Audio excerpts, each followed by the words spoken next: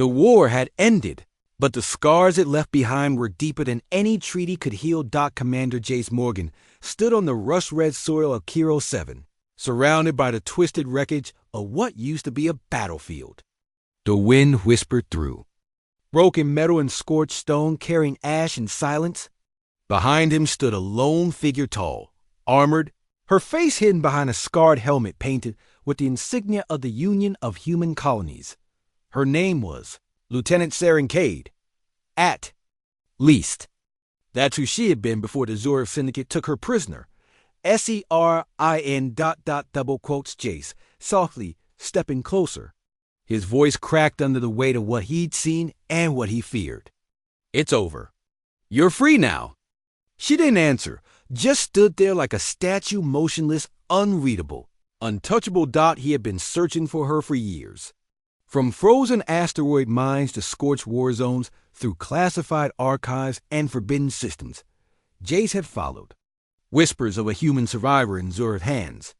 He had hoped, but never truly believed, he'd find her. Until today, he reached up slowly, gently placing his gloved hand against the cold curve of her helmet. His voice trembled. Let me see you. Her hand shot up, catching his wrist in a grip stronger than he expected. Enhanced. Maybe. Changed.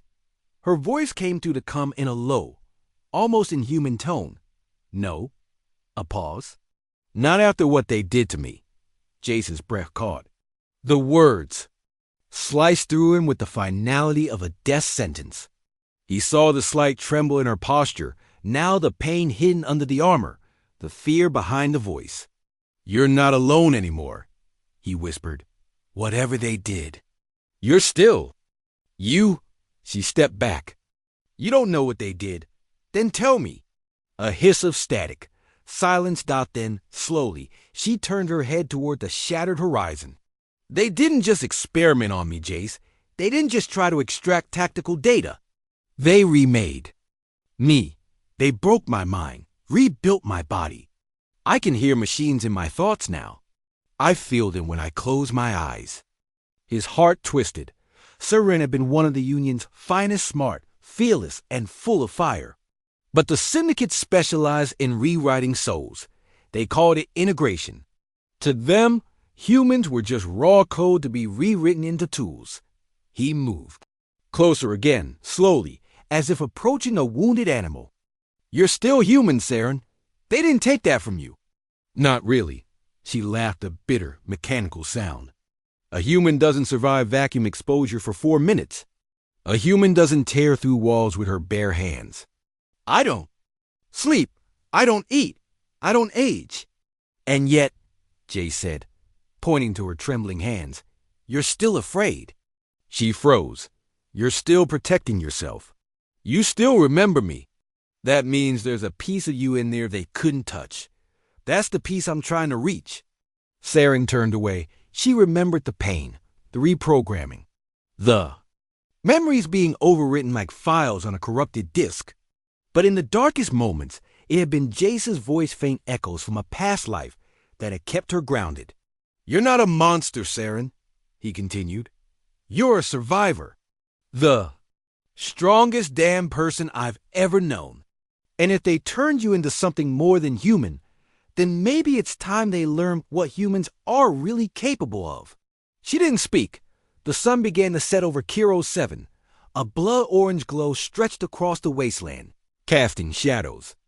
Between them, then, with a slow and deliberate motion, Saren reached up. Her fingers hovered over the helmet seal. There was a pause. A whirring hiss. She removed it just an inch, enough for Jace to see the edge of scarred, silvered skin. Nanite traces. A burn that refused to heal. A glowing blue light embedded. Near her jawline, flickering softly with her pulse. He didn't flinch. He didn't look away. Instead, he stepped forward and touched her cheek with a tenderness that shattered something inside her. I see you, he said. Not the scars, not the changes.